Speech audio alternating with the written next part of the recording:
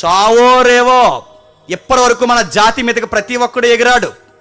దేశం మనది, కష్టం మనది, డైలాగ్ రకరకాల మనవి, అన్నీ మనది, అన్నీ మనది.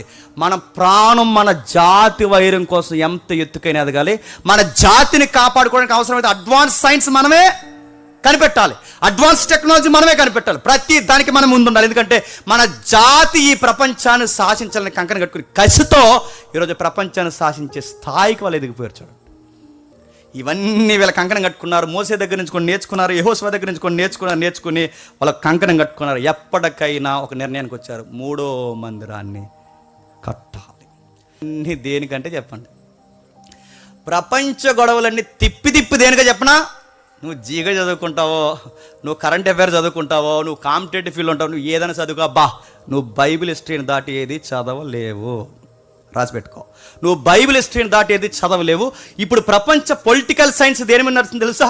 సొలోమోన్ టెంపుల్ కోసం ప్రపంచం కొట్టుకుంటుందంటే ఏమనాలి? దట్ ఈస్ బైబిల్ అనాలి, గుర్తుపెట్టు. మీరు ఎన్ని అన్నారండి? చెప్పండి, అలా అంటారు. చెప్పండి, మీరు ఎంతమంది అయినా రండి, చెప్పండి. సింగిల్. ఎందుకంటే యోధా గోత్రపు సింహం హస్తం ఉంది వెనకాల, గుర్తుపెట్టు. మీరు ఎన్నైనా రండి, మీరు ఎంతమంది అయినా రండి, మీరు ఎంత గుంపులుగా వస్తారండి. ఎందుకంటే ఆ యోధా గోత్రపు సింహం వాళ్ళ రక్షణ కోరుకుంటుంది. వాళ్ళు ఇంకా ఆ సింహాన్ని ఎరగట్లేదు, కానీ వాళ్ళని ఎందుకు కాపాడుతుందో తెలుసా?